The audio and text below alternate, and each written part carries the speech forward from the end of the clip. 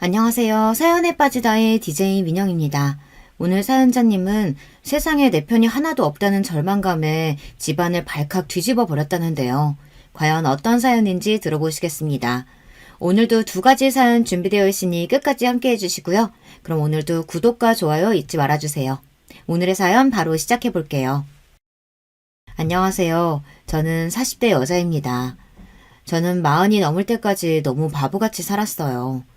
이런 말 제 입으로 하기는 부끄럽지만 사실 제가 온실 속의 화초처럼 세상 물정이라고는 모르고 살았습니다. 부모님께서 두 분 다 워낙 바쁘신 분들이라 저는 외할머니 손에 자랐어요. 결혼 전까지도 부모님과 함께 지낸 시간보다 외할머니와 함께 지낸 시간이 훨씬 더 많을 정도였죠. 외할머니께서 우리나라에서 유명한 무용수 출신이셨는데 저도 그런 할머니의 끼를 물려받았다며 할머니는 저를 무용수로 키우고 싶어 하셨어요. 사실 너무 어릴 때라 제가 끼가 있는지 무용을 잘하는지도 모르고 할머니 손을 잡고 따라다니며 시키는 대로만 했습니다. 물론 힘들고 지칠 때도 있었죠. 그런데 그럴 때마다 외할머니는 저에게 무용하기 위해 태어난 운명이라고, 그러니 조금 몸이 힘들고 지친다고 해서 절대 포기하면 안 된다고 하셨어요.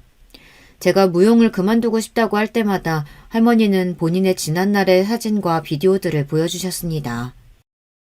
저기 화면에 할머니 좀 봐봐. 얼마나 멋있고 아름다워. 우리 수정이도 무대 위에서 할머니처럼 보석처럼 반짝일 날이 있을 거야. 그날을 위해서 절대 포기하면 안 돼. 멋진 의상을 입고 자신을 한껏 뽐내는 할머니의 모습을 보고 있으면 꼭 공주님 같았습니다. 이 세상에서 제일 멋지고 아름다운 사람 같아 보였어요. 저도 할머니 말씀처럼 무대 위에 보석이 되고 싶었습니다. 공주님이 되고 싶었어요. 저는 할머니의 계획대로 예중 예고를 나와 대학도 무용과를 갔어요. 그러는 동안 한 번도 제 인생이 무용 아닌 다른 길로 흘러갈 거라고는 생각한 적이 없었습니다. 그런데 제 인생의 중요한 선택을 해야 할 때마다 엄마와 외할머니 간의 갈등이 있었습니다. 태어날 때부터 외할머니 손에 자란 저는 엄마보다 외할머니를 믿고 따랐어요. 외할머니가 하시는 말에 한 번도 토를 달아본 적이 없습니다. 그런 저를 엄마는 답답해 하셨어요. 그때도 제가 대학 입시를 준비하던 때였는데 외할머니께서 저를 보내고 싶어 하셨던 대학이 있었어요. 저는 중고등학교 6년 동안 그 학교만 바라보고 준비했습니다. 그런데 그렇게 오랫동안 준비를 했는데도 생각처럼 쉽지 않았습니다. 저는 그 대학에 떨어지고 말았어요. 다행히 다른 대학에는 붙었지만 외할머니는 성에 차지 않아 하셨습니다. 외할머니는 갑자기 저를 유학 보내겠다고 하셨어요. 수정이도 이제 성인인데 언제까지 엄마 계획대로 애를 휘두를 거야. 지금까지는 수정이도 좋아하는 것 같아서 나도 가만히 있었는데 이제는 아니야. 한국에 있는 대학도 붙었는데 굳이 왜 유학을 가? 엄마는 저를 외국으로 보내고 싶어 하지 않으셨습니다. 사실 부모님은 제가 무용하는 것에 대해 썩 좋아하시지 않았어요. 하지만 부모님께서는 항상 일이 바쁘다는 핑계로 하나뿐인 자식인 저를 외할머니에게 맡기고 신경을 쓰지 못했으니 외할머니가 하시는 일에 일일이 반대할 수 없었던 거죠. 하지만 제가 이미 다 큰 성인인데도 저의 미래를 외할머니가 좌지우지하는 게 마음에 들지 않았던 것 같아요. 부모님이 보시기에는 제가 몸만 크고 정신은 아직 어린애라고 생각하시는 게 가장 큰 이유였죠. 엄마가 애를 꼭두가시 인형처럼 키워가지고 애가 아직도 혼자 밥도 못 먹고 버스도 못 타고 다니잖아. 그러면 좀 어때? 돈이 없는 집안도 아니고 하나밖에 없는 딸 공주처럼 키울 수도 있지. 그전에도 엄마와 외할머니 사이가 좋았던 건 아니었지만 제 입시 문제로 더 많이 싸웠어요. 저는 20살이 될 때까지 혼자 밥을 먹거나 버스 지하철을 타본 적이 없어요. 외할머니께서 위험하다고 항상 24시간 저를 데리고 다녔거든요. 외할머니께서 일이 있을 때는 택시를 타게 하셨어요. 그래서 저는 연애 한 번 해본 적도 없고 친구들과 놀러 다녀본 적도 없습니다. 항상 외할머니와 함께였어요. 물론 저도 사람인지라 답답하고 친구들과 어울리고 싶었을 때도 있었죠. 그런데 지금까지 외할머니께서 저를 어떻게 키워주셨는지 그 노고를 알고 있는데 저라도 할머니와 싸우고 싶지 않았습니다. 웬만하면 할머니가 원하는 대로 해드리고 싶었어요. 어릴 때부터 느낀 게 저는 할머니가 없으면 이 세상에 덜렁 혼자 남을 것 같은 공포감이 항상 있었거든요. 저에게는 할머니가 전부였습니다. 할머니는 제 유일한 친구이자 부모였어요. 너도 지금이야 다 네가 혼자 잘나서 잘 먹고 잘 사는 줄 알지만 너도 내가 수정이처럼 키웠어. 그래서 지금의 네가 있는 거야. 엄마도 외동딸이라 어렸을 때부터 외할머니께서 지금의 저를 키우는 것처럼 키우셨대요. 심지어 외할머니께서 엄마를 낳았을 때는 유명한 무용수라 일도 바쁘셨을 텐데 엄마의 일이라면 절대 빠지지 않고 열성을 다하셨답니다. 외할머니는 엄마도 무용수로 키우려고 했는데 엄마는 연기가 없고 공부하는 재주만 있어서 대치동에서 유명하다는 학원이며 고액 과외를 시켜 공부로 성공시켰답니다. 엄마가 아무리 내 딸한테 열과성을 다해 키웠다고 해도 유학은 절대 안 돼. 난 우리 수정이랑 떨어져서는 절대 못 살아. 저는 순간 엄마의 말을 듣는데 저도 모르게 너무 화가 났습니다. 지금까지 살면서 부모님이나 할머니에게 큰 소리 칠 만큼 화를 내본 적이 없었는데 그때는 정말 화가 나더군요. 엄마야말로 내 유학을 왜 엄마 마음대로 가라 마라 하는데 엄마가 나한테 그럴 자격이 있어? 처음 보는 저의 모습에 엄마도 할머니도 당황하셨습니다. 수정아, 엄마가 아무리 자격이 없는 엄마라도 네 엄마는 나야. 네가 한국에 있을지 외국으로 갈지는 나도 이야기할 권한이라는 게 있어. 엄마는 정말 끝까지 엄마 생각만 한다. 지금도 봐. 나한테 유학 가고 싶은지 아닌지 엄마가 묻기라도 했어? 그리고 어차피 내가 유학 가고 싶다고 해도 엄마는 나랑 같이 못 가잖아. 가도 할머니랑 가야 하잖아. 제가 엄마에게 화가 나는 건 그거였어요. 제가 무슨 결정을 하든 어차피 엄마 아빠는 제 곁에 있어줄 수 없었습니다. 제가 유학을 가든 한국에 있든 할머니와 함께였어요. 저는 언제나처럼 할머니의 말대로 유학을 갔습니다. 할머니께서 잘 알고 계시는 교수님이 계신 영국 대학에 입학했어요. 저는 영국에서 지낸 4년이 제 인생에서 가장 행복했던 시간이에요. 사실 누구에게도 말한 적 없지만 학교에서 보낸 학창시절은 힘들었거든요. 다 큰 애가 할머니와 다닌다는 게 흔한 일은 아니잖아요. 더군다나 친구들과 어울리지도 않고 혼자서는 아무것도 못하는 애를 누가 좋아하겠어요. 저는 학창시절 애들 사이에서 항상 은근하게 따돌림을 당했어요. 애들은 저를 유별난 공주 취급을 했습니다.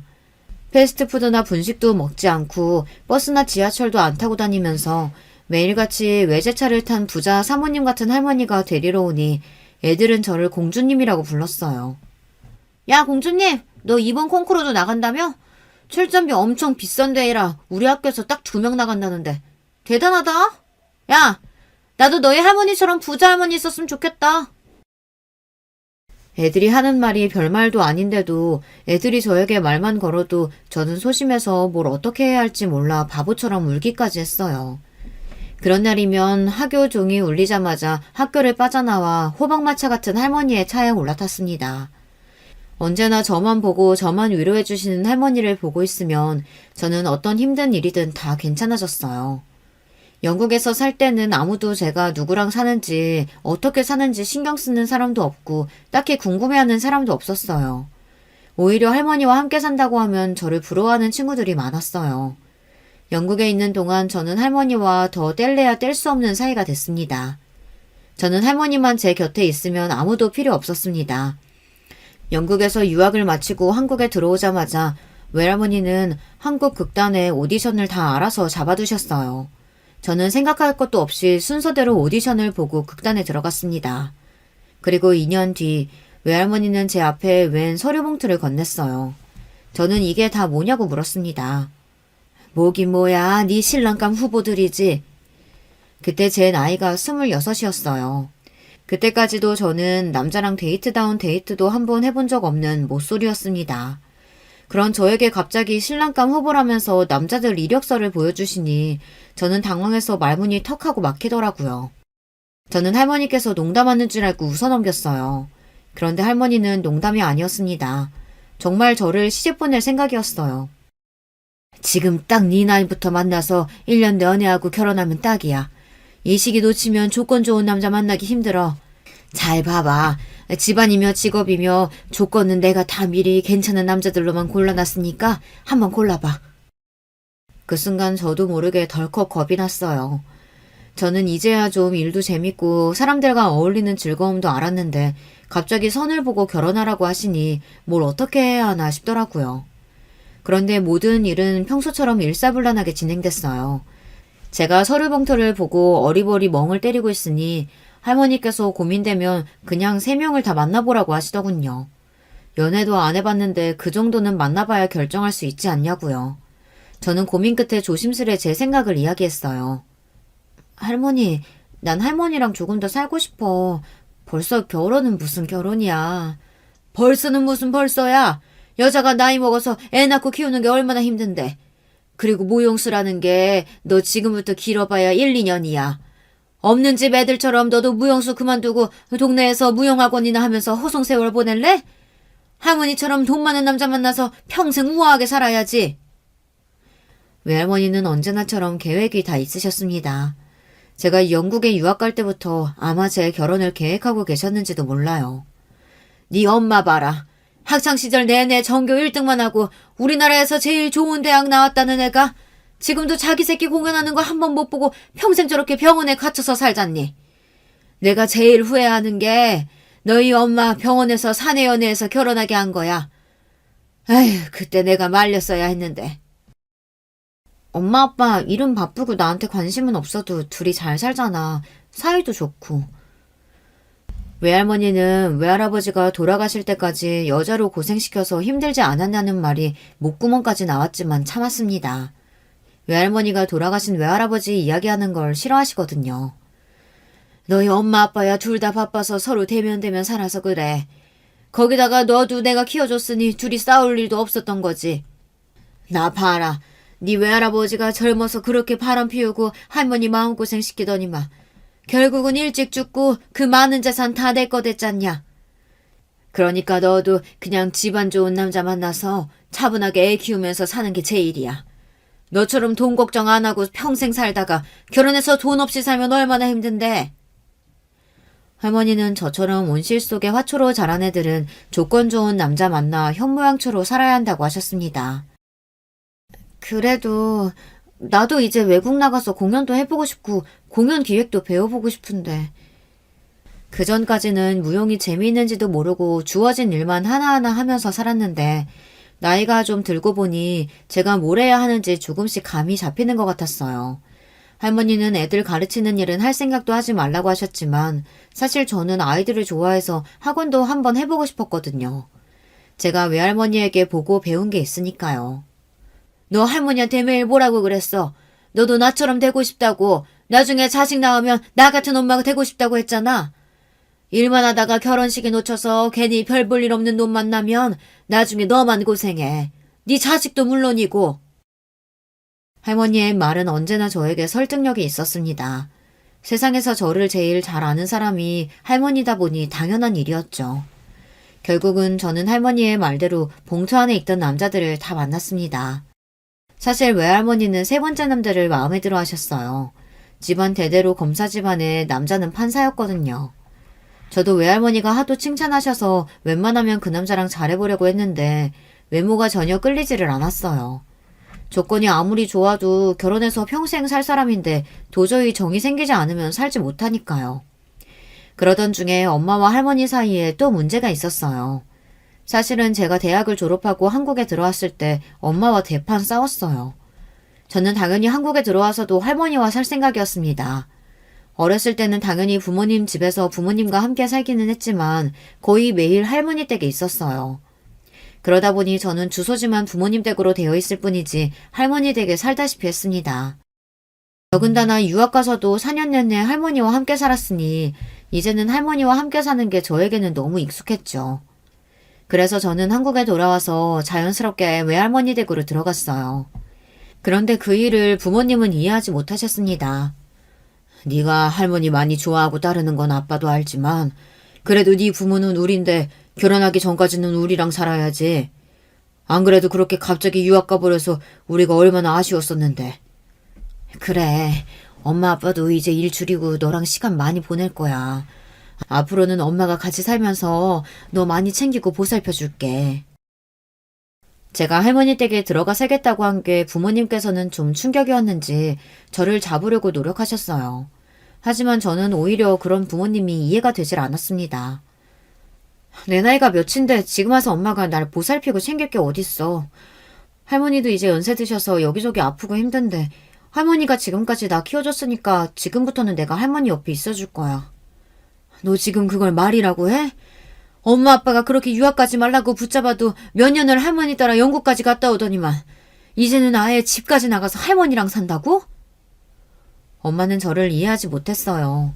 어떻게 낳아준 부모보다 할머니를 더 챙기냐고요. 엄마야말로 지금 와서 이러는 거 웃기지 않아? 우리는 그냥 원래 살던 대로 살면 돼. 엄마 아빠는 하루 종일 병원에서 수술만 하고 나는 할머니랑 있고. 저는 제 뜻대로 집을 나와 할머니 댁에 아예 들어가서 살았습니다. 워낙 본가에서 부모님과 함께 있는 시간이 많지 않아서인지 저는 할머니 댁에 있는 게 훨씬 더 편했어요. 그런 와중에 제가 할머니가 중매를 선 남자들을 만나고 다니니 엄마는 더 이해가 되지 않으신 거죠. 엄마는 할머니를 찾아와 노발대발했습니다. 수정이 얘 나이가 몇인데 선을 봐. 엄마 정말 우리 수정이가 엄마 꼭두가시 인형인 줄 알아? 내가 정말 엄마 때문에 수정이 아빠 볼 낯이 없다. 볼 낯이 없어. 이래서 애 키워준 공은 없다더니만 딱 그 짝이네 그 짝이야. 너 말이 나왔으니까 말인데 너나 네 남편이나 병원에서 한창 전공의로 공부하다가 둘이 눈 맞아서 애만 덜렁 낳아놓기만 하고 나한테 바로 떠넘겼잖아. 그래놓고 일절 신경도 안 쓰고 살았지. 그래놓고 이제 와서 뭐? 네 남편 볼 낯이 없어? 너희들이 수정이 키웠으면 이 정도로나 키웠을 줄 알아? 할머니도 엄마 말이 속상하고 서운한지 눈물을 잔뜩 눈에 머금고 울부짖었어요. 저는 그 모습을 보는데 할머니가 더 안쓰러웠습니다. 엄마는 할머니 속상하게 왜 그런 말을 해? 할머니도 할아버지 돌아가시고 힘드셨을 텐데 그 와중에 나까지 키워주느라 얼마나 힘드셨겠어. 그놈의 일평기로 맨날 애 떠넘겨놓고 고마운 줄도 모르고 매일 뭐가 그렇게 억울해서 할머니한테 큰 소리야?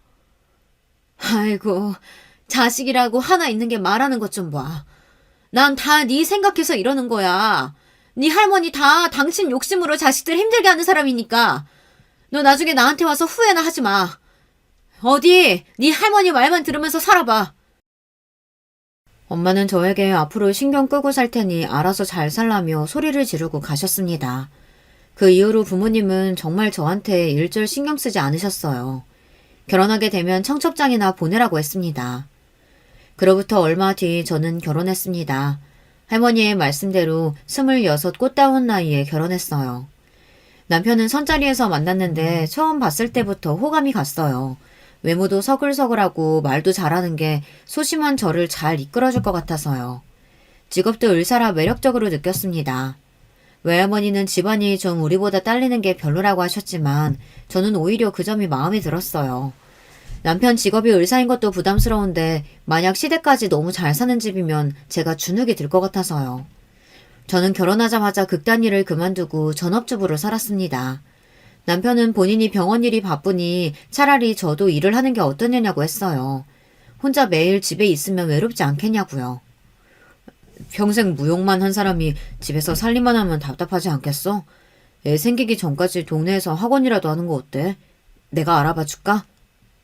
저도 일을 아예 그만두고 싶진 않았지만 할머니의 성화에 그럴 수밖에 없었어요. 할머니는 무용수는 예술가지 기술을 돈 주고 가르치는 사람이 아니라고 했습니다. 애 갖는 것도 다 준비가 필요한 거야. 엄마가 몸이 편안하고 건강할 때 애를 가져야 똑똑한 애가 나오는 거야. 애 머리야 다 부모 닮는 거죠. 저 닮았으면 머리 걱정 안 해도 되니까 그런 걱정은 하지 마세요. 남편은 말하는데 거침없는 사람이에요. 처음에 저도 남편의 그런 점이 좋아서 끌렸습니다. 저는 항상 무슨 말을 할 때 마음속으로 몇 번이나 생각하고 말하는 사람이라 남편의 그런 점이 부러웠거든요. 그런데 할머니는 그런 남편을 마음에 들어하지 않았습니다. 밖에서 일하느라 바쁜 사람이 집안일까지 뭘 참견해. 애 갖는 거야 여자일이고 남자야 건강한 씨나 주면 되는 거지. 그러니까 김서방도 술 좀 작작 먹고 운동 좀 해. 나이도 있는데 술까지 먹으면 정자가 건강하겠어? 할머니도 참. 제가 의사인데 제 건강 하나 못 챙기겠어요? 그리고 제가 수정이 남편인데 아이를 언제 낳고 안 낳고는 저희가 알아서 상의할 문제죠. 남편 말이 다 맞았습니다. 할머니께서 저희 부부 일에 많이 참견하시기는 하세요. 더구나 남편은 다른 집안에서 자란 사람인데 할머니의 사고방식을 자꾸만 주입하려고 하시는 게 저도 불편했어요.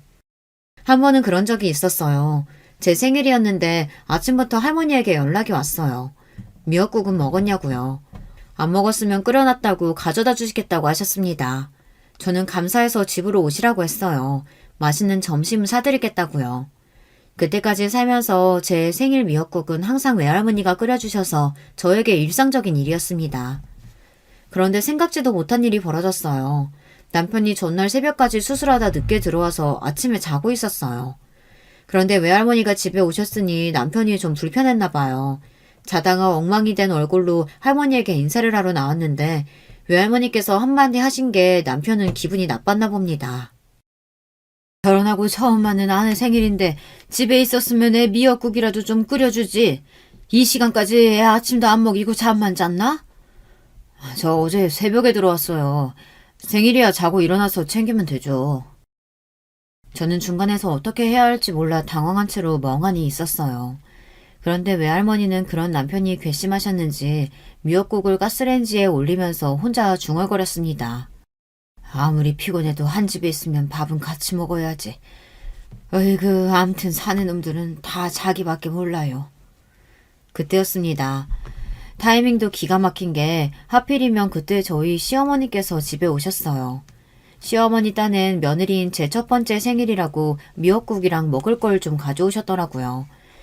이미 와 계셨던 외할머니를 보시고 시어머니는 반가워서 인사를 했는데 외할머니께서는 썩 달갑지 않은 투로 인사를 했습니다.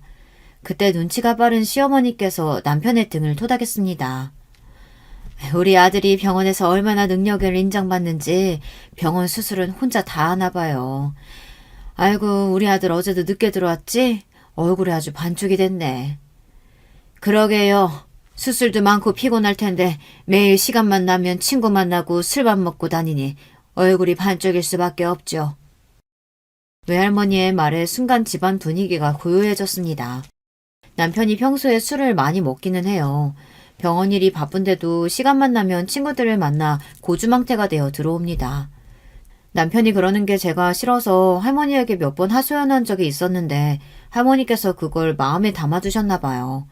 남편을 볼 때마다 술 먹지 말라고 잔소리를 하시더니 시어머니 앞에서까지 하셨어요. 시어머니도 세상에서 자기 아들이 제일이라고 생각하시는 분인데 할머니의 말에 기분이 상하셨는지 순간 얼굴이 굳었습니다. 병원 일이 얼마나 힘들고 고되면 술을 의지하겠어요. 이래서 우리가 능력만 좀 있으면 개인 병원이라도 좀 차려주고 싶다니까요. 시어머니는 툭하면 제 앞에서도 남편 병원을 차리고 싶다는 말을 하셨어요. 그게 은근 저에게는 저더러 차려달라는 말처럼 들렸습니다. 누구네 처가에서는 강남에 병원을 차려뒀다더라. 원래 의사 사이 보면 다 처가에서 해주는 거라더라. 이런 말도 하셨죠. 저처럼 눈치가 없는 애도 알아들을 정도다 보니 그런 소리를 할머니에게 한 적이 있었는데 할머니께서 콧방귀를 뀌셨어요. 남자네 집이 얼마나 능력이 없으면 처가에 손을 벌리려고 하냐고요. 그럴 때마다 할머니는 항상 그때 판사랑 결혼했어야 한다고 자꾸 잔소리를 하셔서 저는 웬만하면 남편 욕이나 시댁 욕을 할머니에게 안 하고 싶은데 그게 쉽지 않았어요. 저에게는 할머니밖에 없으니까요. 그런데 그때였어요. 할머니께서 시어머니가 많이 거슬리셨는지 참지 않으시고 말을 뱉었어요. 아들 고생하는 게 싫으면 병원 하나 차려주면 되지 뭘 고민해요. 하긴 병원 차리는 게 한두 푼도 아니고 사돈 두 분이 애들 가르쳐서 차려주시려면 몇십 년은 걸리겠네. 시부모님이 목동에서 학원을 운영하세요. 사실 남편이 의대 다닐 때만 해도 학원 건물이 자기네 거였다는데 시아버지께서 주식이니 비트코인이니 여기저기 투자했다가 많이 돈을 날리셔서 지금 건물을 내놨다고 하더라고요. 어머머? 사돈어른, 우리가 비록 지금은 건물도 내놓고 힘들게 살지만 아들 둘 다 의사에 약사 만든 사람들이에요. 다들 우리를 얼마나 부러워하는데요. 시어머니께서도 평생 공부만 하시고 학원만 운영하신 분이라 말은 지지 않고 잘해도 사람이 독하지는 않아요. 하지만 저희 할머니는 지독하신 분입니다. 기면 기고 아니면 아니에요. 평생 누구 눈치를 보고 살아본 적이 없는 분이다 보니 거침이 없습니다. 우리나라에 널리고 널린 게 약사랑 의사인데 부럽기는 뭐가 부러워. 의사니 약사니 다들 남의 건물에서 월세 내고 장사하면서 살더구만 뭐. 아이고, 내가 이래서 의사는 막노동이라고 싫다고 그렇게 말을 했는데 헛똑똑이 같으니라고. 할머니는 혼잣말처럼 중얼거리셨지만 다 들렸어요. 할머니의 말이 끝나자마자 시어머니는 손을 부들부들 떠시더니 저에게 생일 축하한다고 딱 한마디 하시고는 집을 나가버리셨습니다. 남편은 저를 한번 쓱 흘겨보더니 시어머니를 따라 나갔어요. 할머니는 아무리 그래도 시어머니 앞에서 막노동이니 뭐 그런 소리래. 저는 아무래도 상황이 민망해서 할머니에게 투덜거렸습니다. 그런데도 할머니는 당신이 잘한 거라고 하셨어요. 너희 시어머니 은근 자기 아들 의사라고 자꾸만 내 앞에서 뻐기는데 아주 재수없어 죽겠다. 누구 자식은 의사 아닌가? 쥐뿔도 없으면서 병원 개업 얘기는 왜 자꾸 하는 거야? 그렇게 차려주고 싶으면 자기가 차려주면 되지. 그리고 외과 의사면 매일 수술실에서 사는데 막노동 맞지 뭐. 아 몰라. 할머니도 김서방한테 자꾸 뭐라고 하지 마. 안 그래도 수술 많아서 피곤해하는데 집에서까지 힘들게 하면 되겠어? 아이고 자기 남편이라고 싸고 돌기는. 남편 없는 할머니 외로워서 살겠냐? 눈치 없는 할머니 빠져줄 테니까 네 남편이랑 생일상 맛있게 차려 먹어라. 외할머니는 바로 집에 가려고 하셨어요. 저는 제 말에 혹시나 할머니께서 서운하셨나 싶어 점심이라도 드시고 가라고 했습니다. 그런데 할머니는 한상코 괜찮다고 하셨어요. 그때 남편이 들어오길래 할머니를 집에라도 좀 모셔다 달라고 했습니다. 그런데 남편이 제게 버럭 화를 내더군요. 우리 엄마 저렇게 그냥 가게 해놓고 나더러 할머니를 댁에 모셔다 드리라고? 당신 생각이 없어도 너무 없는 거 아니야? 남편은 할머니에게 제대로 인사도 안 하고 방문을 세게 닫고 들어가 버렸어요. 할머니는 결국 택시를 잡아타고 댁으로 가셨습니다. 그런데 그날 사고가 났어요. 할머니께서 타고 가신 택시가 덤프트럭과 충돌하는 사고가 나서 할머니께서 급하게 응급실에 실려가셨다가 병원에서 사망하셨습니다. 저는 할머니 소식을 듣고 그대로 쓰러졌어요. 너무 충격을 받아서요. 제가 세상에서 가장 사랑하는 사람이었던 외할머니께서 제 생일날 돌아가셨어요. 그때의 충격으로 저는 몇 개월 동안 말을 못할 정도로 슬픔에서 벗어나지를 못했습니다. 그런 저를 아무도 이해하지 못했어요. 특히나 남편은 그런 저를 한심하게 생각했습니다. 남편이 출근할 때든 퇴근할 때든 저는 정신이 반쯤 나간 사람처럼 흐물거리며 대충 밥을 차려주고 방에 들어가 누웠습니다. 도대체 언제까지 그렇게 폐인처럼 지낼 거야? 나 아픈 사람 살리는 의사야. 집에서 노는 사람이 밥상도 제대로 안 차리고 이따위로 할 거면 내가 당신이랑 뭐하러 살아? 당신은 죄책감도 없어? 내가 그날 당신한테 할머니 집에 모셔다 달라고 했었잖아. 당신이 우리 할머니 모셔다 드렸으면 사고 안 났을 거 아니야. 한 달 넘게 남편에게 제대로 된 말 한마디 안 하다가 결국 그날은 터져버리고 말았습니다. 남편 잘못이 아니라는 거야 저도 잘 알아요. 그런데 할머니를 잃었다는 슬픔이 저에게는 너무 아픈 상처다 보니 누구라도 원망할 사람이 필요했습니다. 제 말에 남편도 속상했을 거예요. 그런데 당시에 저는 머릿속이 온통 엉망이었습니다. 네가 돌아도 제대로 돌았구나. 정신과에 예약해 놓을 테니까 가서 진료나 받아. 정신도 마음도 엉망인 저를 받아줄 남편이 아니었습니다. 남편은 아무래도 제가 미친 것 같으니 병원에 가서 검사나 받아보라고 했습니다. 외할머니가 떠나고 저는 우울증까지 걸렸습니다. 저도 알아요. 제가 얼마나 나약하고 한심한 사람인지를요. 하지만 제 마음이 제 마음대로 되지 않았어요. 제 인생에 유일했던 등대가 사라지고 나니 저는 도저히 일어설 힘조차 없었습니다. 저는 약을 먹지 않으면 잠도 못 자고 밥도 거의 먹지를 못했어요. 외할머니가 돌아가시고 나서 6개월 만에 저는 10kg가 빠졌습니다. 몸도 몸이었지만 남편과의 관계도 회복되질 않았어요. 저는 남편 얼굴을 볼 때마다 할머니 생각이 더 많이 났고 남편은 그런 제 얼굴을 볼 때마다 한숨을 쉬고 미간을 찌푸렸습니다. 그러던 어느 날이었어요. 제가 방에서 뜬 눈으로 누워 있었는데 밖에서 현관 번호키를 누르는 소리가 들렸습니다. 시어머니였어요. 저는 놀라서 방에서 나왔습니다. 그런데 제 몰골을 보자마자 시어머니는 눈살을 찌푸리시며 혀를 끌끌 찼습니다. 그러더니 거실로 걸어가 커튼을 세게 치고 창문을 활짝 열었습니다. 장례식 끝난 지가 언젠데 아직도 이러고 있어. 내가 참고 참다가 도저히 속이 터져서 가만히 있을 수가 없어서 왔다. 네 남편 교수 임용 앞두고 있는 거 몰라서 이래? 다른 마누라들은 자기 남편 교수시키려고 병원장까지 만나고 난리도 아니던데 너는 언제까지 이렇게 한심하게 있을 거니? 저는 혹시나 기대했습니다. 시어머니께서 제가 걱정돼서 오신 건 아닌가 해서요. 그런데 역시나 그럴 리 없었죠. 당신 아들이 교수가 되느냐 마느냐 중요한 시기인데 제가 폐인처럼 정신을 못 차리고 있으니 단속하려고 오신 거죠. 어머님 아들 똑똑해서 어련히 알아서 할 텐데 제가 할 일이 뭐가 있다고 그러세요. 어머머, 얘 말하는 것 좀 봐? 내가 우리 아들 교수 못 될까봐 이러는 거 같니? 나는 너 걱정돼서 이러는 거야. 너 눈이 있으면 지금 당장 화장실 가서 거울 좀 봐라. 어떤 남자가 너랑 살고 싶겠니? 내 아들이 집에만 들어오면 귀신 나올 것 같아서 무서워서 들어오기가 싫대. 죄송해요. 저도 금방 털어내고 일어나려고 했는데 자꾸만 나쁜 생각만 들고 마음이 괜찮아지질 않네요. 저도 제가 이 정도로 나약한 인간인지 몰랐어요. 나이도 먹을 만큼 먹었으면 아무리 힘들고 서러워도 할 일은 해야 하는데 아무것도 하고 싶지 않았습니다. 저는 마음에도 없는 죄송해요라는 소리까지 하며 시어머니가 빨리 집에서 가버렸으면 좋겠다는 생각뿐이었었어요. 그런데 그때 간신히 참고 버티고 있던 제 앞에서 시어머니가 또 선을 넘었습니다.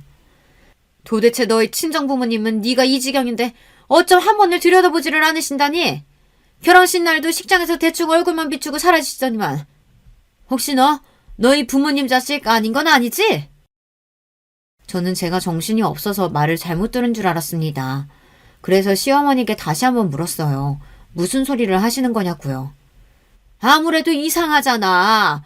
상견례 때부터 지금까지 맨날 할머니라는 사람이 쫓아다니면서 유난이란 유난은 다 떨더니만 할머니 좀 죽었다고 손녀가 집안 다 내팽개치고 이런 거짓말을 하는 게 말이 되냐고.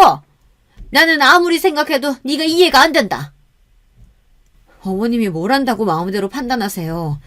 집안일이고 남편이고 제가 다 알아서 할 테니까 어머님은 이제 좀 제발 가세요. 저는 시어머니께 그만 돌아가시라고 등을 떠밀었습니다. 시어머니는 뭐 이런 게 있냐며 저에게 화를 내셨지만 제 귀에 들어오지 않았어요. 이럴 때일수록 정신 똑바로 차리고 하루라도 빨리 애 만들 생각부터 해. 너 그래야 남편이 나가서 딴짓 안 한다? 이게 다 너 생각해서 하는 말이야. 시어머니는 집에서 쫓겨나면서도 말도 안 되는 소리를 짓거렸어요. 저더러 지금 당장 아이나 가지래요. 그래야 우울증에서도 벗어날 수 있다고요. 시어머니가 하는 말이 모두 다 싫고 원망스러웠지만 시어머니의 말이 전부 다 틀린 건 아니에요. 저는 시어머니가 돌아가시고 나서 순간 정말 내가 문제인가라는 고민에 빠졌어요. 저는 태어났을 때부터 외할머니에게 과잉 보호를 받고 자라면서 부족함이라고는 모르고 자랐다고 생각했습니다. 그런데 한편으로는 부모의 사랑을 받지 못했다는 게 외롭고 힘들 때도 있었어요. 학교에 행사가 있으면 다들 부모님이 오시는데 저는 항상 할머니가 오셨으니까요. 가끔은 할머니가 아니라 부모님이 와주셨으면 좋겠다 생각한 적도 있었습니다. 하지만 제가 그런 생각을 하고 있다는 걸 모를 리 없으셨던 할머니는 제가 외롭다는 생각이 들지 않도록 더 유난하고 유별나게 해주셨어요. 제가 조금 더 부족함을 느끼지 못하도록 말이죠. 그런데 제가 더 할머니에게 집착했는지도 몰라요. 이 세상에서 저를 가장 사랑해주고 내가 무슨 짓을 해도 다 용서하고 받아주는 유일한 존재라는 생각에 항상 할머니에게 기댔습니다. 남편이 있는데도 남편보다 할머니를 더 믿고 의지했어요. 저는 몸만 큰 어린애였습니다. 저는 변해야 했어요. 이제 더는 어디에도 제 그늘막이 되어주었던 할머니가 안 계시니 홀로 서야만 했습니다. 저는 홀로 서기를 하기 위해 가장 처음 생각한 게 아이를 갖고 싶다는 거였어요.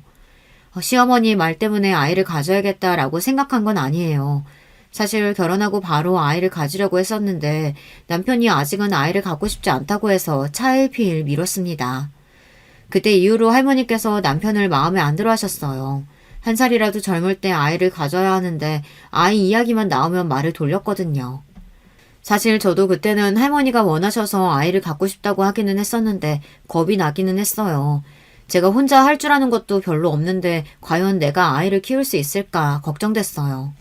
하지만 지금이라면 해낼 수 있을 것 같았습니다.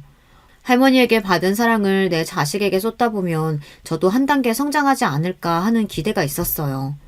저는 고민 끝에 작전에 돌입했습니다. 지금까지 남편과 계속 대면대면 지냈는데 갑자기 남편에게 아이를 갖자고 하면 분명 콧방귀를 낄 거예요. 저는 우선 남편과의 관계를 개선하기 위해 노력했습니다. 몇 달 만에 운동도 하고 미용실도 다녀왔어요. 그리고 집안 청소도 싹 하고 남편이 좋아하는 반찬과 음식들로 저녁상을 차렸습니다. 그리고 남편이 오기를 기다렸어요. 그런데 남편은 집에 올 시간이 훨씬 지났는데도 오지 않았습니다. 저는 걱정돼서 남편에게 전화했어요. 그런데 그때 웬 여자가 남편 전화를 받더군요.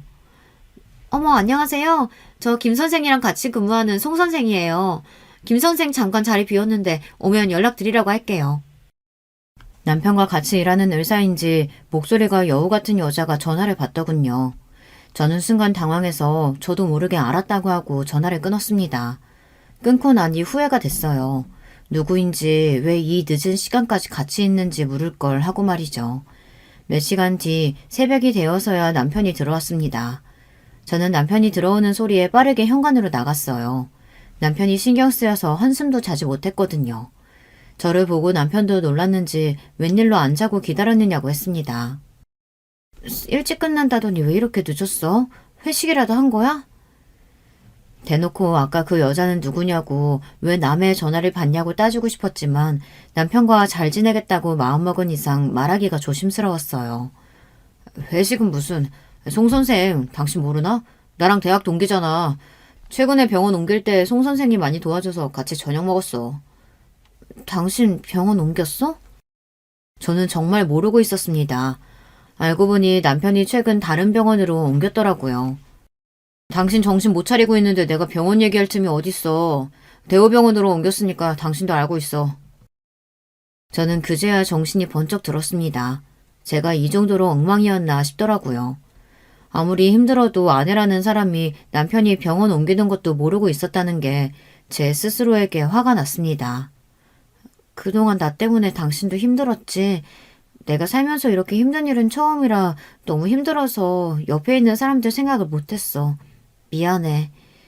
저는 아무래도 남편에게 제대로 사과를 해야 할 것 같아 진심을 담아 사과를 했어요. 놀란 남편은 애써 괜찮다며 이제라도 정신 차렸으면 됐다고 했습니다. 그래서 말인데, 자기야, 우리 이제 아이 갖는 거 어때? 저는 슬쩍 제 생각을 이야기했어요. 아이를 갖고 싶다고 했어요. 그런데 남편은 금방 얼굴이 일그러지더니 갑자기 무슨 아이냐며 노발대 말했습니다. 당신 할머니 돌아가시고 힘들다고 애 가져서 그 외로움 달래보자 뭐 이런 생각인가 본데 애는 그렇게 갖는 거 아니야. 책임감이 있어야지 책임감이. 외롭고 힘들어서인 건 맞는데 꼭 그것 때문만은 아니야. 당신 어머니도 애 가지라고 그러시고 우리도 애 생기면 관계가 더 좋아질 수도 있으니까. 당신 가만 보면 생각이 참 짧아.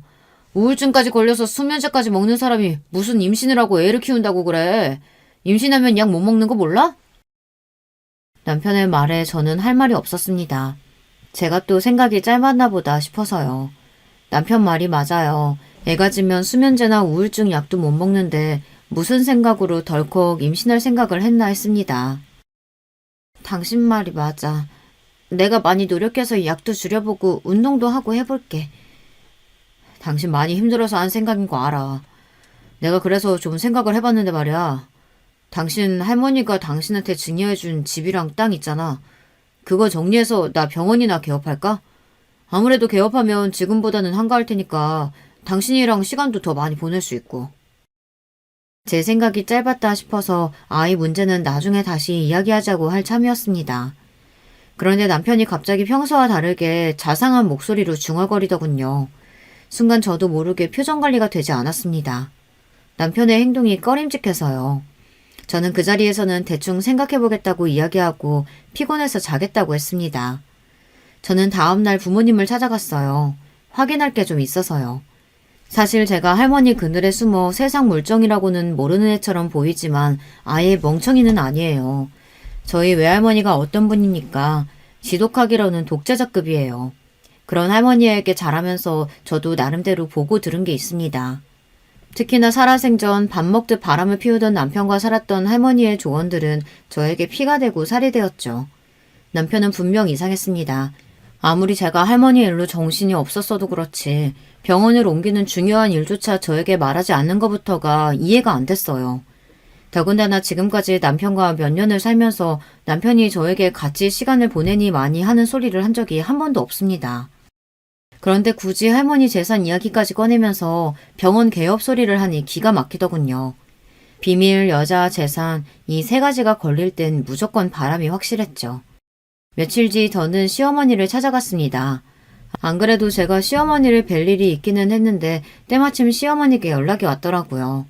그런데 웬일로 시어머니께서 저를 주시겠다고 저녁상을 차려놓으셨어요. 제가 좋아하는 음식들로 잔뜩 준비하셨더라고요. 저는 이게 다 뭐냐고 오늘 무슨 날이냐고 물었습니다.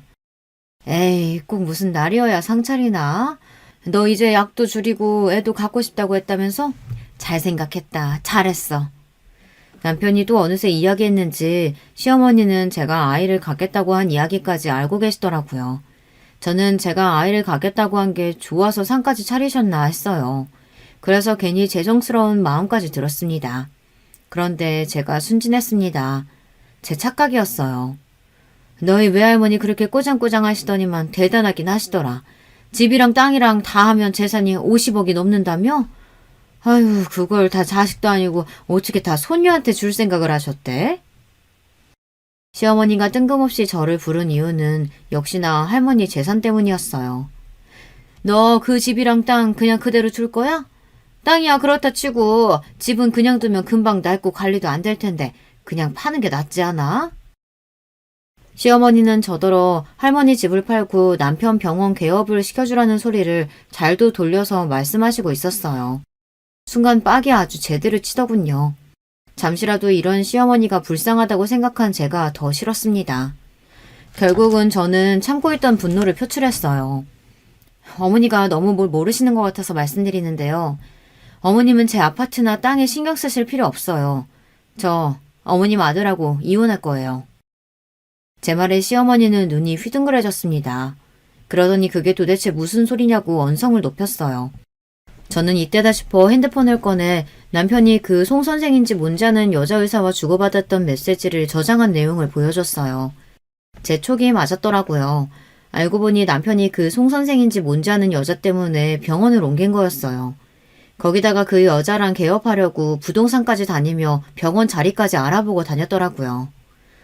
어머님 아들 지금 같은 병원 의사랑 바람 피우고 있어요. 안 그래도 증거 다 수집해서 이혼 서류 제출하기 전에 어머님께 말씀드리려고 온 거예요. 뭐? 이혼? 너 제정신이야? 네 주제에 의사 남편 만나서 결혼했으면 바람 정도는 참고 살아야지. 이혼은 무슨 이혼이야? 시어머니는 바로 본색을 드러냈습니다. 그럴 줄 알았어요. 자기 아들이라면 바람을 피우든 어쩌든 개의치 않는 분이라고 생각했어요. 제 주제요? 어머니는 제 재산 50억 넘게 있는 걸 알고도 그런 소리가 나오세요? 아이고, 그까짓 돈 네가 번 것도 아니면서 잘난 척은? 내 아들이 능력 있어서 너랑 이혼해도 50억 정도 있는 여자는 금방 만나. 그리고 너는 정신병까지 있잖냐. 아, 그래요? 그럼 하나 더 알려드릴까요?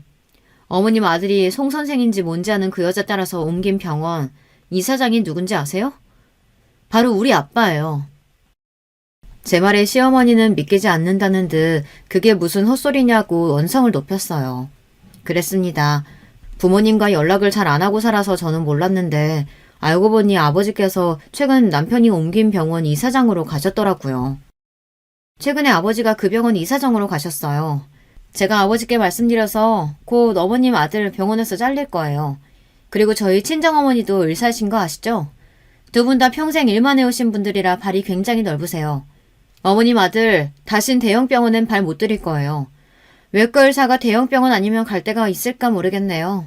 아, 이 김에 어머님 아들 개업시켜주시면 되겠네. 예, 수정아. 제발 내 말 좀 한번 들어봐. 우리 앉아서 차분하게 다시 이야기 좀 해보자.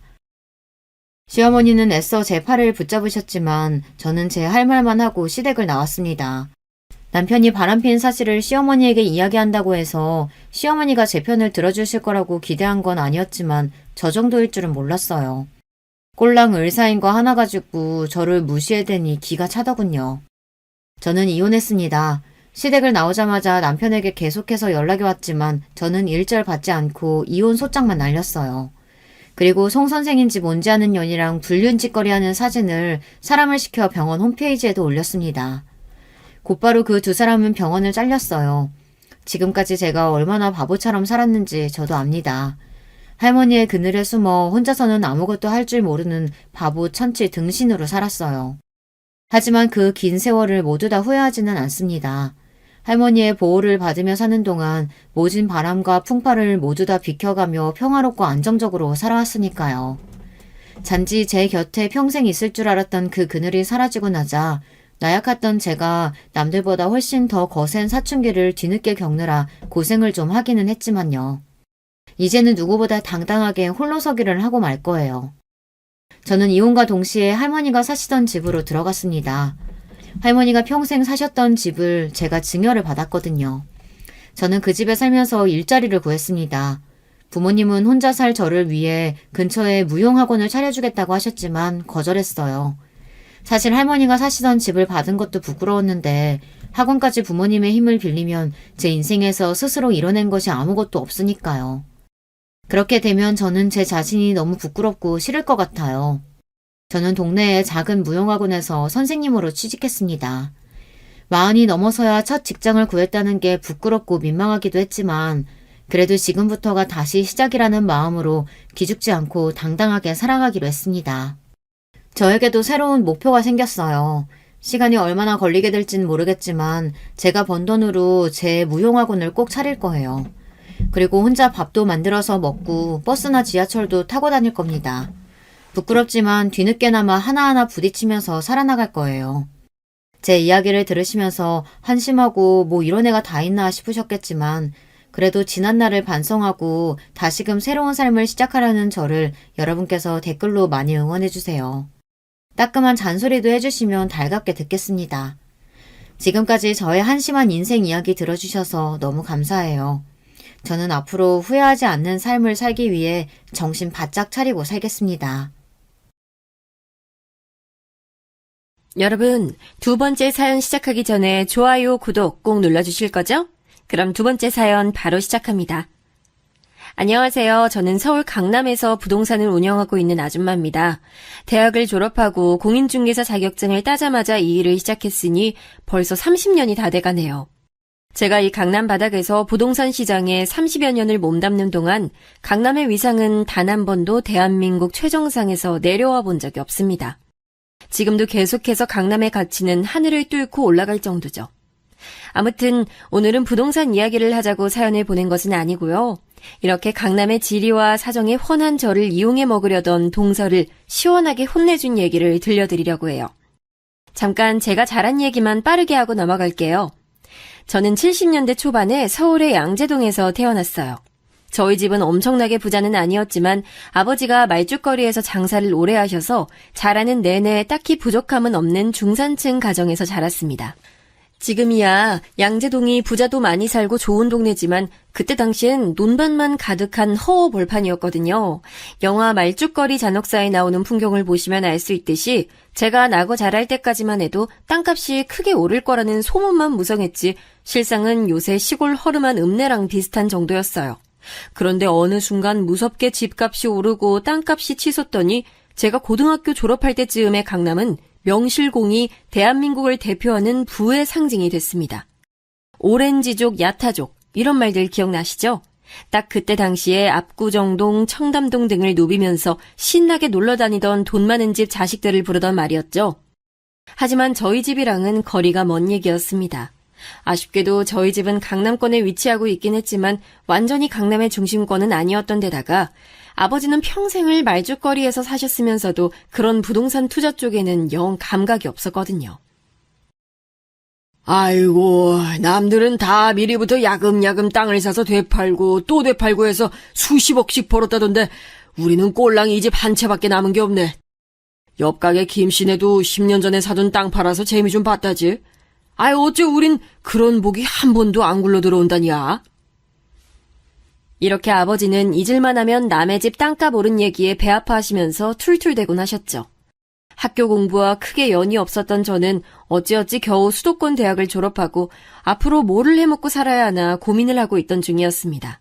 딱히 하고 싶은 것도 없었고 결혼 상대가 있었던 것도 아니었는데 그렇다고 아버지 가게를 물려받기는 또 싫었거든요.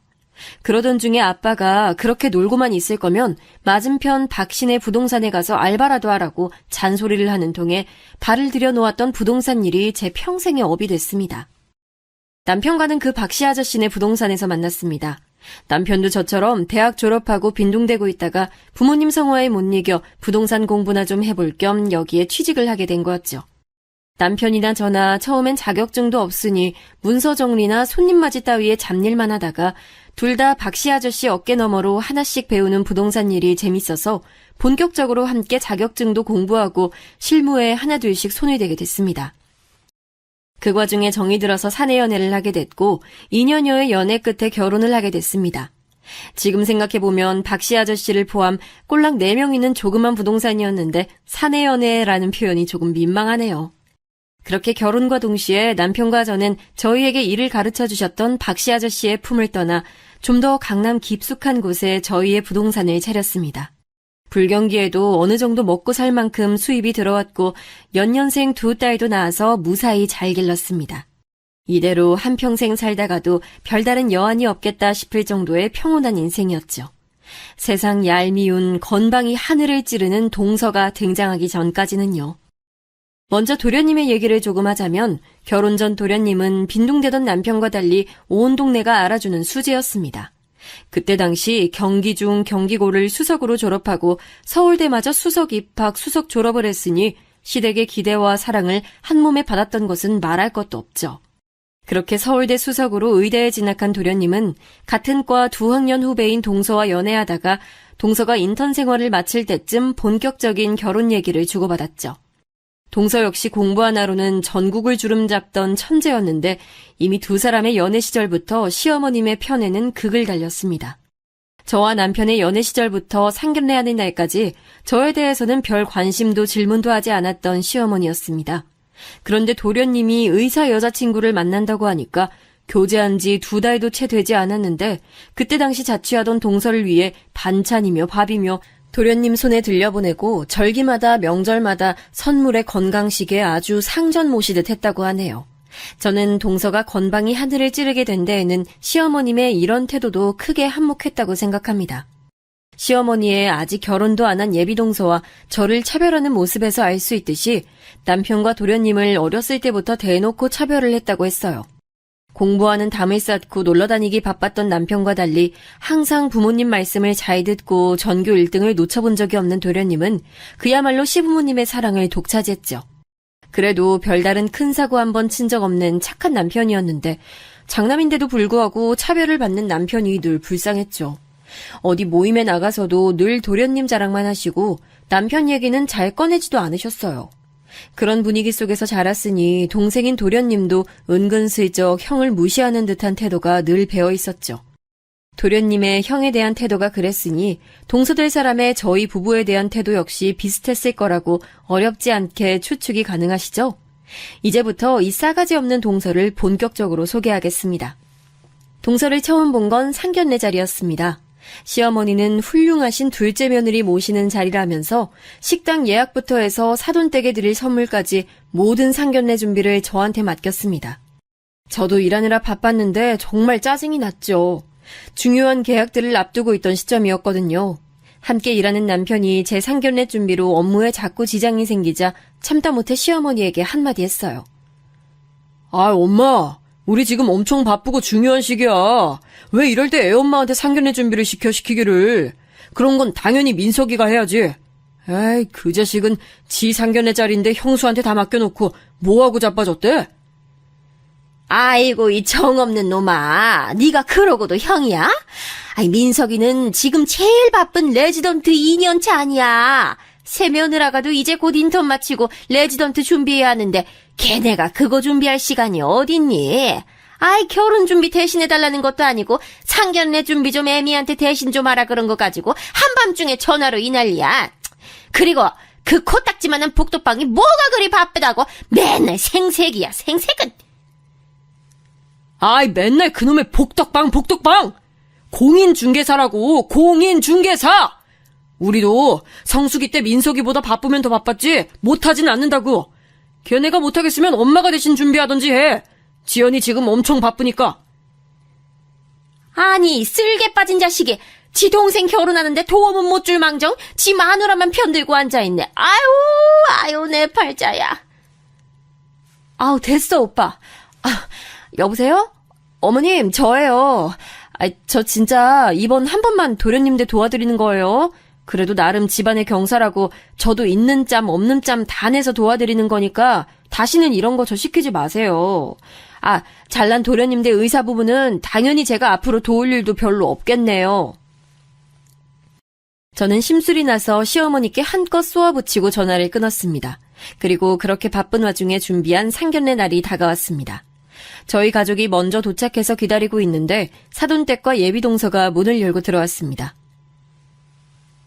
안녕하세요. 수진이 엄마 아빠입니다. 귀하게 키운 우리 외동딸 잘 부탁드립니다. 아유, 안녕하세요, 사부인. 어서 이쪽으로 앉으세요. 아유, 수진이 오랜만이다. 그래, 밥은 잘 챙겨 먹고 다니니? 네, 어머님. 그런데 이 식당 누가 잡은 거예요? 안녕하세요. 반가워요. 저는 이제 수진 씨 손윗동서들 박지연이라고 해요. 이 식당 제가 예약했는데 어떤 것 때문에 그러세요? 아직 민석 오빠한테 얘기 못 들으셨구나? 저는 한식 별로 안 좋아하거든요. 그래서 이왕이면 파인다이닝으로 잡아달라고 오빠한테 얘기했는데 전달이 잘 안 됐나 보네요? 그래도 굳이 한정식집으로 잡으실 거면 좀 더 깔끔하고 수준 있는 곳으로 잡으셨으면 좋았을 뻔했어요. 다음부턴 신경 좀 더 써주세요. 저희 부모님도 먹는 거에 많이 예민하셔서요. 처음에는 내가 지금 잘못 들은 건가 몰래카메라인가 하는 생각이 들 정도로 예비동서의 태도는 상식 밖을 훨씬 넘어서는 수준이었습니다. 아니 무슨 미식 품평회 하는 자리도 아니고 양가가 마주하는 상견례 자리인데 거기서까지 꼭 자기가 좋아하는 파인다이닝인지 뭔지 해서 처먹어야 하는 걸까요? 저희 가족은 다 한식 좋아하고 사돈댁도 다 한정식집이 괜찮다고 전해 들어서 이곳으로 잡은 건데 굳이 그걸 처음 만나는 자리에서 어필을 해야 하는지 이해가 가질 않았어요. 게다가 제가 손윗동서인데 아랫사람이나 부하 직원 대하듯 하는 그 태도에 저는 경악을 금치 못했죠. 아, 그러셨어요? 그런데 동서는 파인다이닝인지 파인애플 다이닝인지 해서 주로 음식을 즐겨 드시면서 눈치도 같이 밥 말아 드시나 봐요. 저도 일하면서 정신없는 와중에 동시에 이 상견례 자리까지 준비한 건데 본인 식성이 안 맞는다고 준비한 사람 성의를 이렇게 무시하는 건 좀 아닌 것 같네요? 저는 참지 않고 그 자리에서 바로 쏘아붙였습니다. 여기서 기가 밀리면 앞으로도 평생 시달릴 것 같은 느낌이 들었거든요. 부동산 일을 오래 하면서 여러 사람을 만나다 보니 이 동서라는 사람도 어떤 인간인지 그 자리에서 대번에 파악할 수 있었습니다. 네? 뭐라고요? 엄마, 지금 이 아줌마 뭐라는 거야? 나 잘못 들은 거 아니지? 아줌마가 아니고 형님이요, 형님. 이제 가족들 사이인데 호칭 정리 분명히 좀 부탁드릴게요. 예, 너 지금 사돈어른도 계신데 이게 뭐 하는 거야? 아유, 사부인, 사돈어른. 제가 대신 사과드리겠습니다. 얘가 복덕방에서 손 사기꾼 같은 질 낮은 손님들만 상대하다 보니 이렇게 억세고 거칠어요. 아유, 이해 좀 부탁드립니다. 아니, 아무리 그래도 그렇지 이런 무례한 경우가 어딨어요? 이 결혼 아무래도 다시 생각해봐야겠네요. 사위 될 사람이 아주 능력이 출중해서 사부인 댁을 긍정적으로 생각하고 있었는데 맏며느리라는 사람이 이렇게 예의가 없으니 원. 오늘은 더는 불쾌해서 이 자리 못 있겠네요. 저희 먼저 일어납니다. 아이고, 사부인, 사돈어른, 예, 수진아! 결국 그날 상견례 자리는 식사도 제대로 하기 전에 파토가 났습니다. 네가 아주 우리 집안을 망하게 하려고 작정을 했구나. 다른 날도 아니고 상견례 자리에서 그게 어디서 배워먹은 못된 성질머리야. 너 지금 당장 쫓아가서 사돈댁이랑 둘째 아가한테 잘못했다고 싹싹 빌어. 어머님은 지금 저 동서될 인간이 저한테 무례하게 군 거는 생각도 안 하세요? 저뿐만이 아니라 저희 집 전체를 무시하는 태도였다고요. 그런데도 저기 집의 편만 드세요? 아, 여보, 일단 잠깐 참아봐. 엄마, 일단 오늘은 날이 아닌 것 같으니까 다들 진정하고 돌아가서 다시 대책을 강구해보자. 민석이 너도 일단은 사돈 어른들께 잘 말씀드려서 다시 날 잡는 걸로 하자. 저랑 시어머니마저도 크게 싸울 분위기가 되자 남편이 나서서 말리는데 도련님이 거기다 대고 한마디 덧붙였습니다.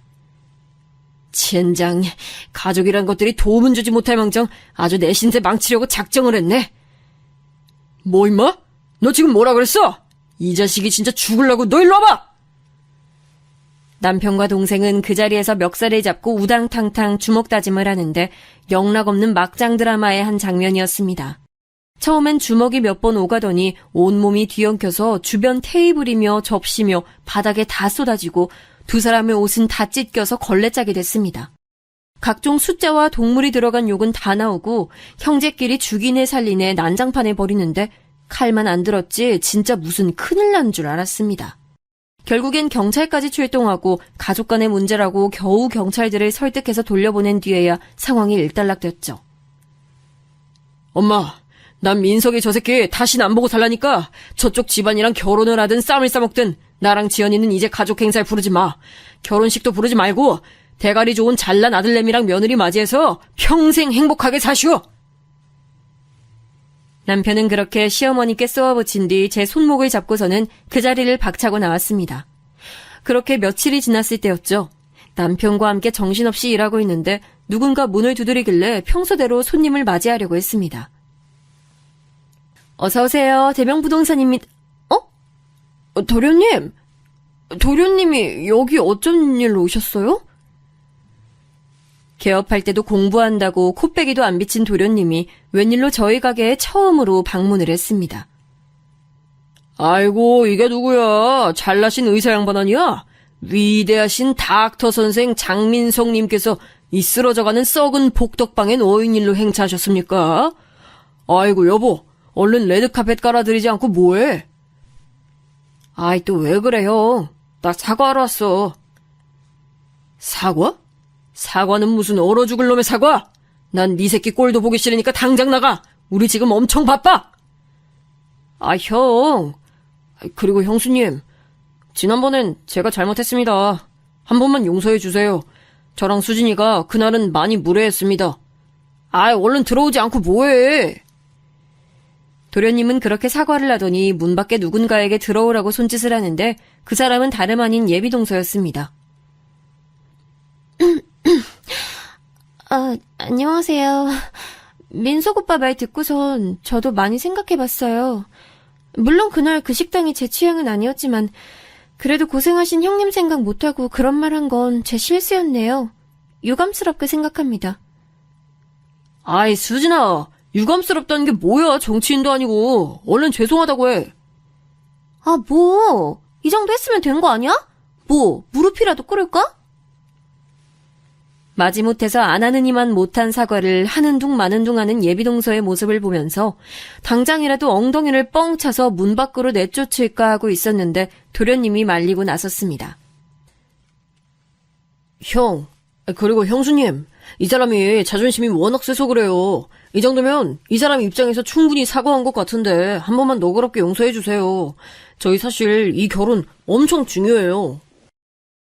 그 엄청 중요한 이유가 뭔지 드러나보자 하는 마음으로 한번 꾹 참고 들어봤더니 그 내용은 이랬습니다.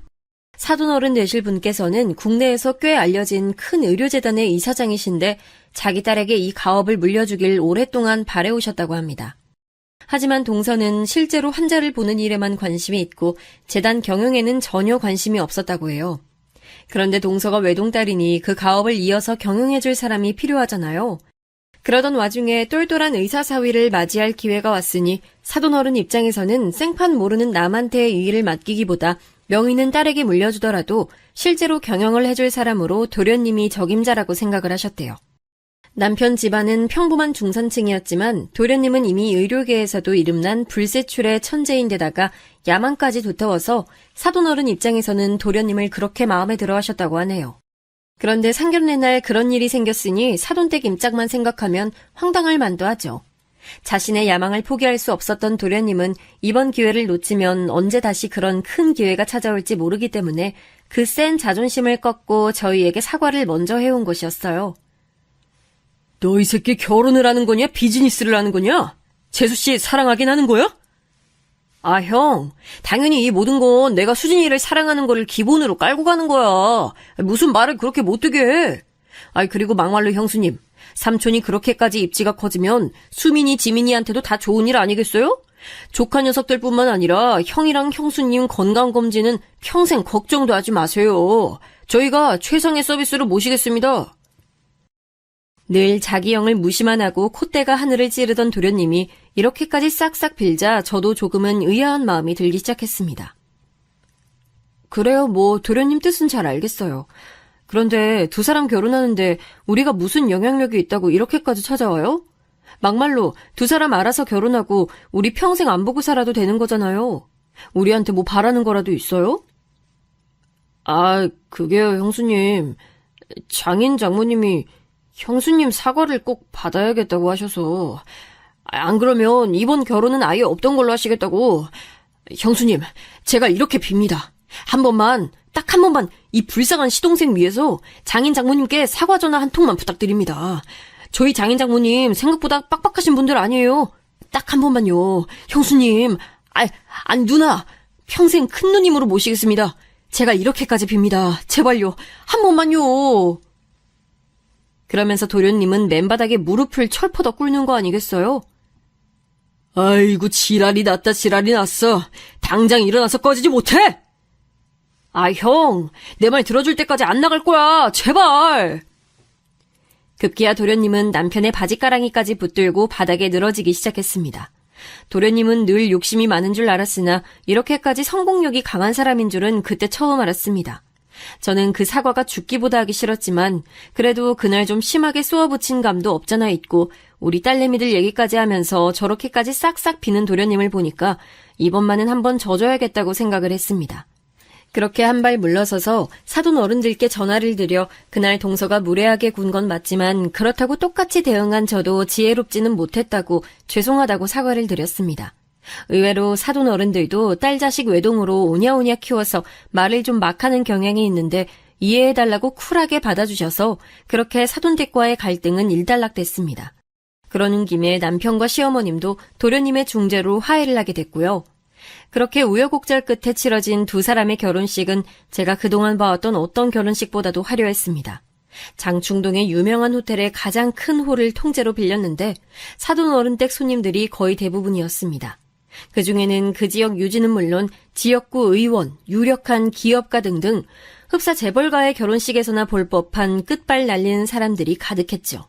시어머니가 동서의 무례하고 오만방자한 태도에도 왜 그렇게 저자세로 일관하며 오히려 저를 나무랐는지 이해가 가는 대목이었죠. 동서 집안이랑 도련님이 결혼을 하면 자신의 집안의 사회적 위치도 덩달아 올라갈 것이라는 욕심 때문이었겠죠. 그러니 조그만 동네 상인에 불과한 저희 부부는 안중에도 없을 수밖에요. 서방님네가 결혼을 하고 난 뒤 몇 년 동안은 막상 크게 서로 마주칠 일이 없었습니다. 서방님 내외는 레지던트 생활을 하느라 눈코 뜰 새 없이 바빠서 명절에조차 한자리에 모이기 힘들었으니까요. 저는 오히려 좋았습니다. 상견례 때부터 삐걱거리고 시작한 관계였는데 그들이 바쁘다는 핑계로 보지 않아도 됐으니까요. 하지만 그런 평화는 오래가지 못했습니다. 동서가 레지던트 말년차가 됐을 때였는데 그때는 그래도 서방님네가 시간적 여유가 생겨서 그의 명절에 거의 처음으로 시댁 식구들 모두가 한자리에 모였습니다. 그리고 그날 그 자리에는 저에게는 또 한 번 큰 짜증을 안겨줬지요. 예, 큰아가. 민석이네 결혼하고는 처음으로 다 같이 모이는 자리니까 네가 이번 명절상이랑 차례상은 책임지고 준비해. 할 수 있지? 네? 아니, 어머님. 지금 시대가 어느 때인데 며느리 하나만 명절상 독박 쓰는 경우가 어딨어요. 그것도 맏며느리 혼자서요. 동서도 시간 여유 꽤 생겼다면서요. 그러면 같이 해야 맞죠?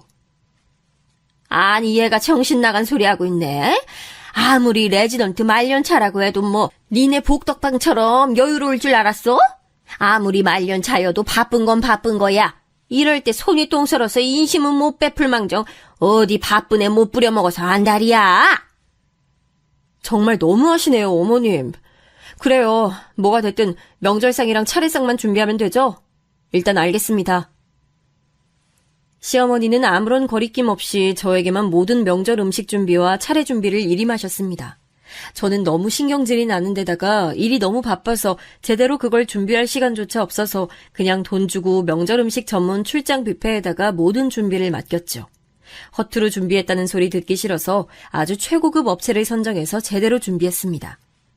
시어머니는 또 그게 마음에 안 들었던 건지 생각 없이 돈 쓴다, 조상님이 노하신다 이렇게 잔소리를 늘어놓는 찰나에 정말 오랜만에 보는 서방님 부부가 막 도착했습니다. 어머님, 저희 왔어요. 형님네도 와 계셨네요? 준비는 잘하셨죠? 동서는 들어서자마자 제가 명절상을 준비하는 것이 당연했다는 듯한 태도를 보였죠. 어머, 생각보다 꽤 거하게 준비하셨네요?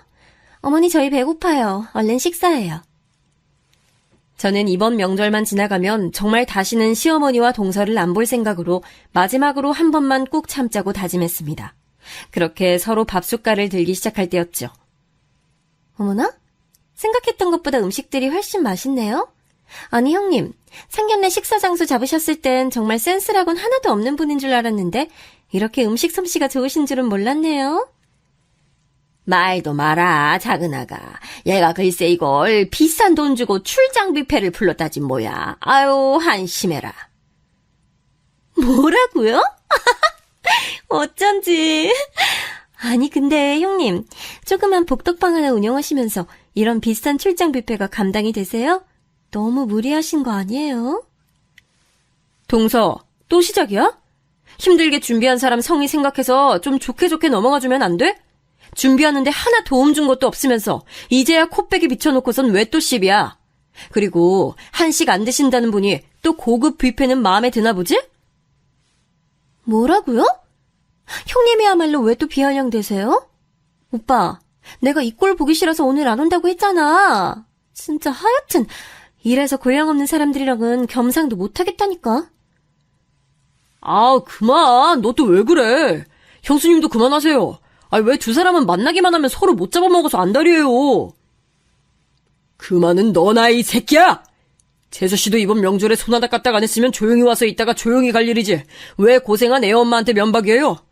진짜 부탁인데 우리 정말 앞으로는 다시는 보지 말고 삽시다. 당신 얼른 따라 나와. 수민이, 지민이 얼른 집에 가자.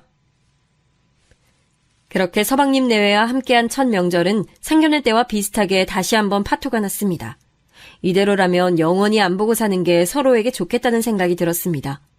그렇게 몇 년간 서방님 내외와는 완전히 교류를 끊고 살고 있었는데 어느 날 시어머니가 남편에게 다급히 전화를 했습니다. 아이고, 준서가, 일을 어쩌면 좋아. 네 동생 민석이 내가, 아유. 엄마 왜 그래? 무슨 일인데? 시어머니로부터 전해들은 서방님네 소식은 충격적이었습니다. 결론만 말씀드리면 사돈어른 댁이 쫄딱 망한 사연인데 그 경위는 이랬습니다. 사돈어른이 큰 의료재단의 이사장이라고 말씀드렸었죠. 그런데 사돈어른은 돈 욕심 때문에 의사 면허가 없는 사람들에게 불법적인 돈을 받고선 재단의 이름을 빌려주고 병원을 차리게 해줬다고 합니다. 흔히 말하는 사무장 병원이라는 건데 그때 당시에 사회적으로 큰 이슈가 됐던 큰 사건입니다. 한마디로 무허가 의료인이 의사라는 타이틀을 걸고 불법 의료행위를 일삼는 병원인 거예요. 그중에는 그나마 실제 의사를 바지사장으로 앉혀놓고 진료를 보게 한 다음 실질적인 수입만 챙기는 사람도 있었는가 하면 정말 위험하게도 의사 면허가 없는 사람이 실제로 환자의 진료를 보는 경우도 있었다고 합니다.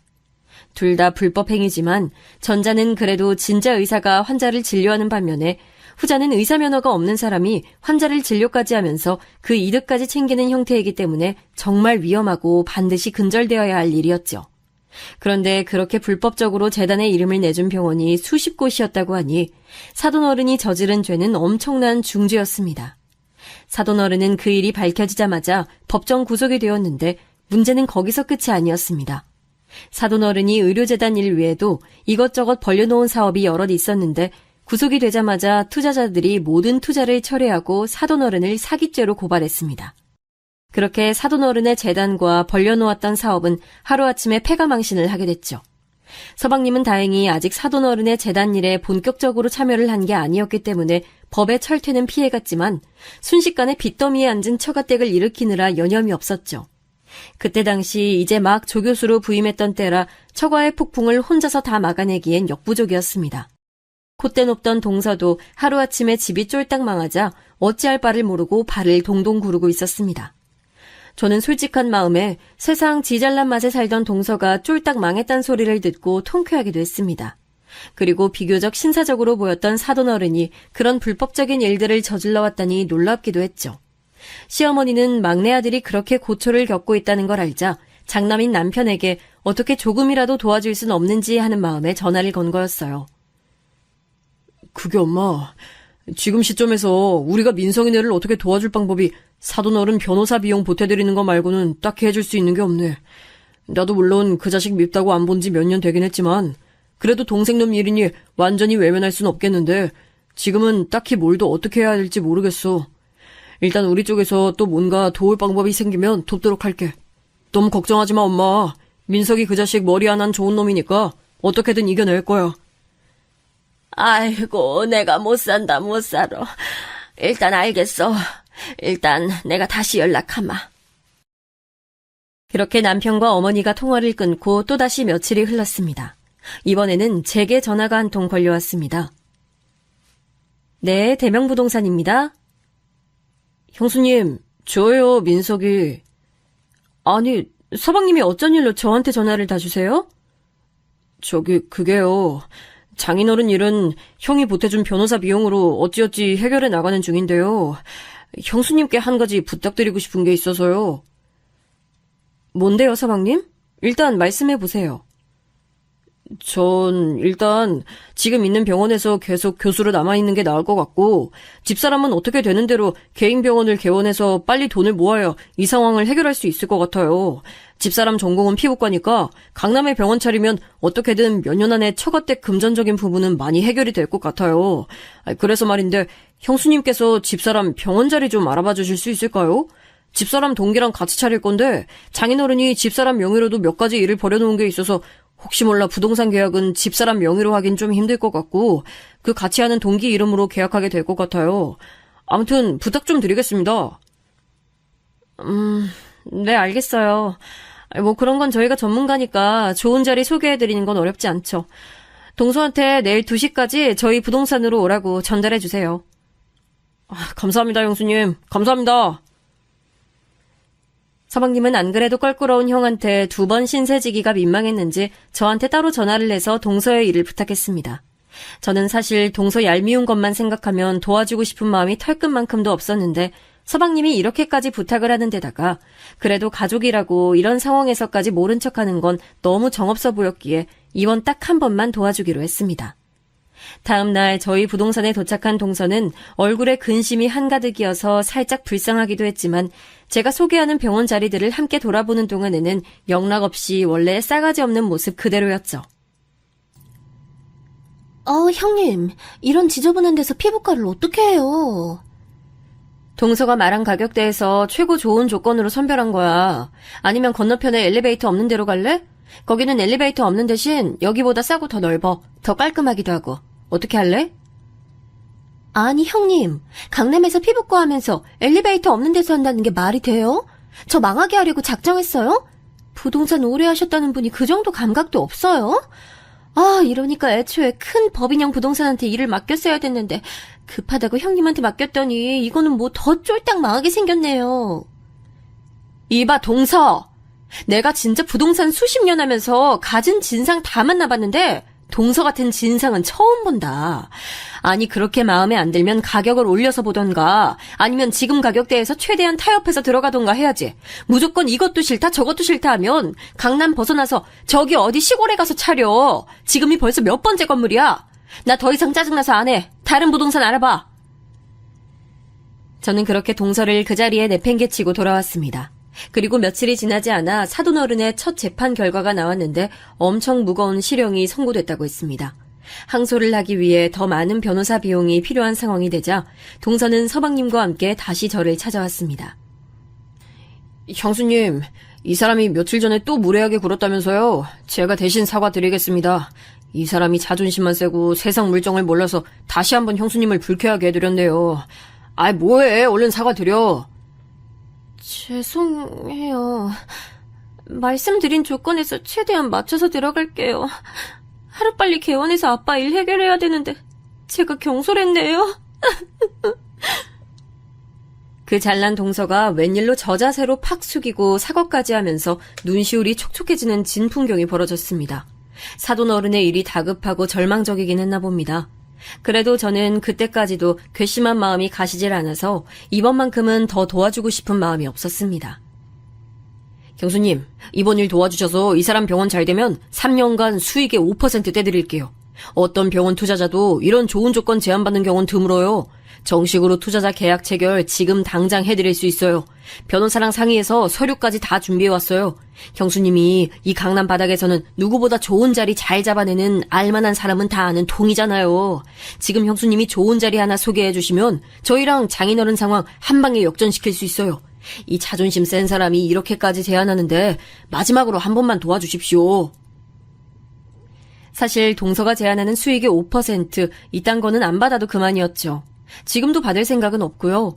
게다가 서방님 뒤에 숨어서 빼꼼히 사과만 하는 동서가 더 얄미워졌으면 얄미워졌지 아직까지 화가 완전히 풀린 것도 아니었습니다. 하지만 그 자존심 센 동서가 이렇게까지 눈물을 보이면서 안 그래도 돈이 궁한 사람이 이 수익의 일부까지 떼어주겠다고 제안하는 걸 보니 이 정도면 동서 입장에서는 많이 수그리고 반성했다는 생각이 들기도 하고 언제나 그랬듯 서방님의 끈질기고 간절한 바짓가랑이 붙잡는 스킬에 이번에도 한번 져줘야 되나 싶었습니다.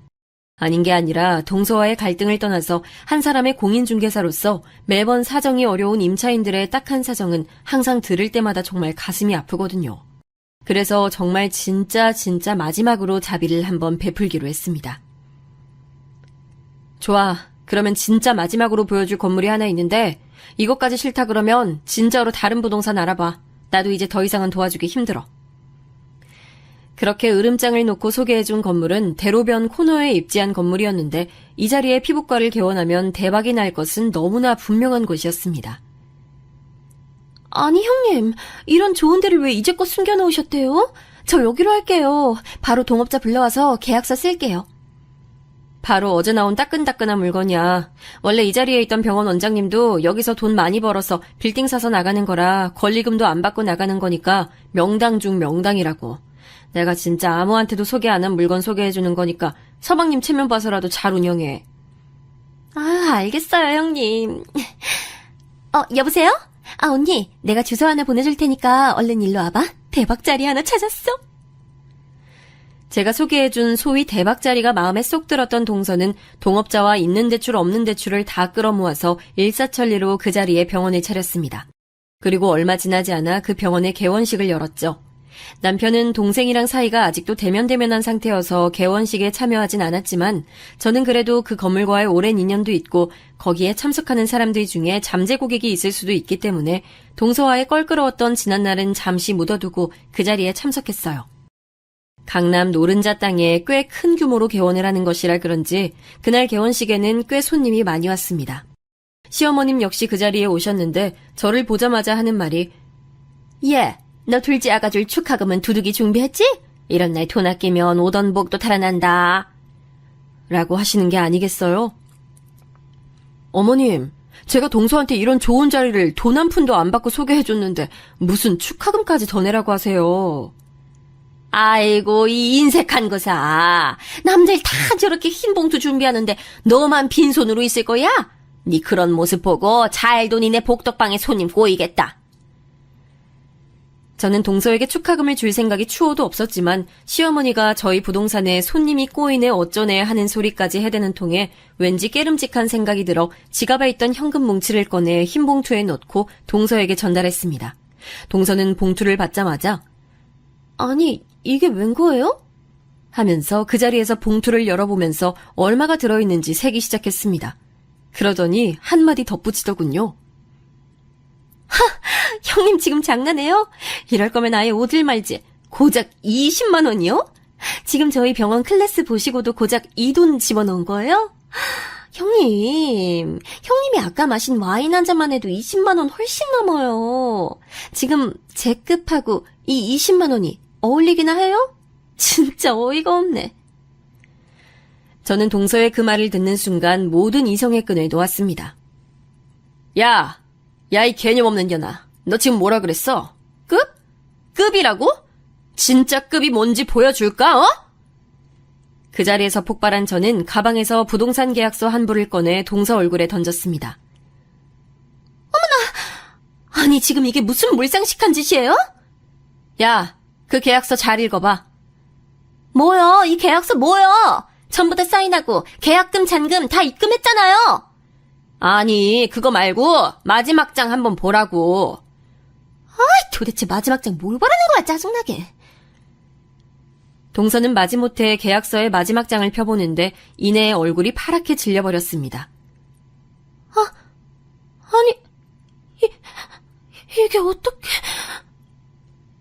업무용 부동산 임대차 계약을 한 번이라도 해보신 분들이라면 계약서 마지막에 임대인 정보란에 빌딩 이름과 소유주의 이름이 함께 나오는 것을 기억하실 겁니다.